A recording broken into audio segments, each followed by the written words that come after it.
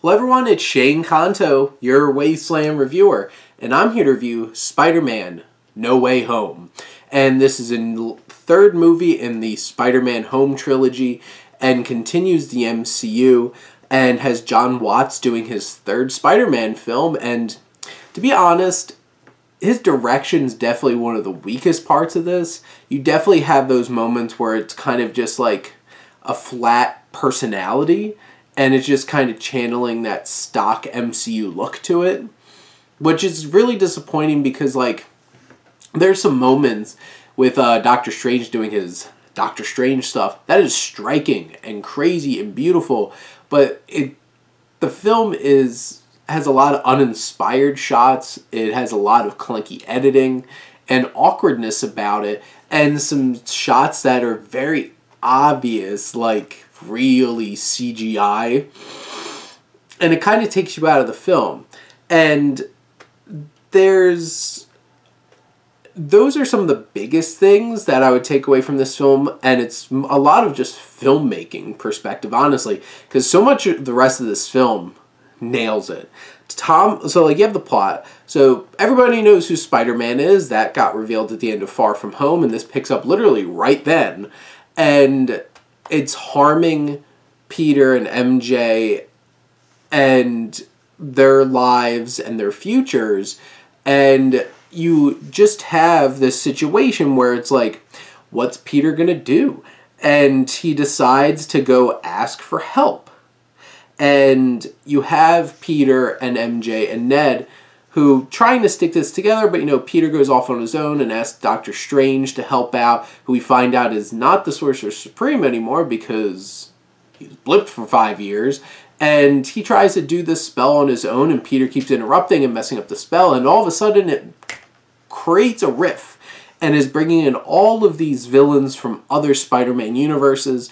And you have the Lizard, you have the Sandman, you have Electro, you have Doc Ock, you have the Green Goblin, and they're all brought in, and then it becomes a conflict between, should they just be sent back to their fates, or can Peter help him save these people and change their fates? And it's an interesting conflict that you begin to have between Peter and Doctor Strange, and then you have this push and pull with these villains, and really, at the heart of it, you have Tom Holland, who's giving an amazing performance in this film. By far his best as Spider-Man, and one of the best, like, legitimate performances by any of the leads in these MCU films.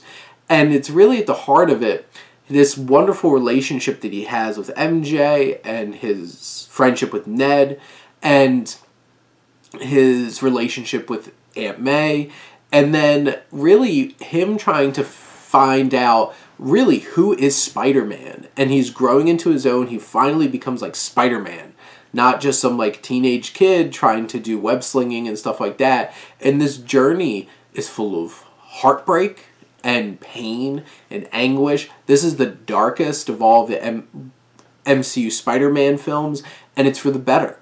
And he has an amazing chemistry with Zendaya as MJ, and their relationship is the heart and soul of this film, leading up to an amazing finale that is both heartbreaking and hopeful and leaves so much open to see. You have Jacob Batalon, who plays Ned with a lot of humor and heart. You have Marisa Tomei, who definitely gets the most to do out of any of her performances as Aunt May. She isn't just Aunt Hottie for Tony Stark to come in and flirt with. And she is the moral compass for Peter and trying to set that down, and she really comes into her own in this film. You have, you know, Happy, and Jon Favreau's back, and he definitely has some moments as well.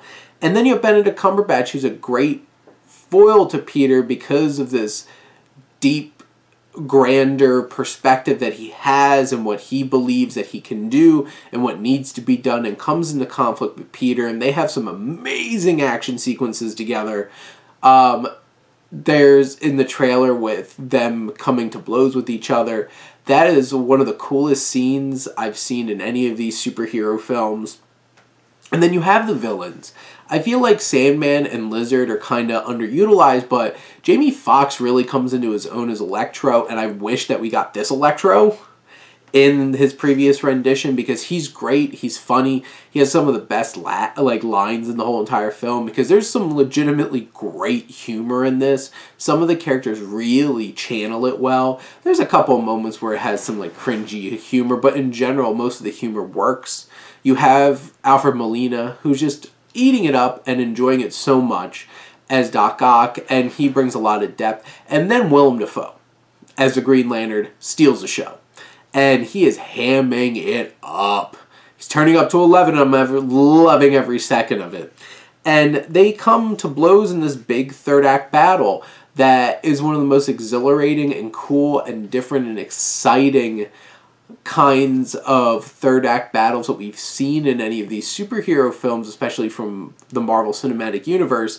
And there's a lot to look forward to about how this all plays out, and it really makes up for a really clunky first act of the film that feels really wonky.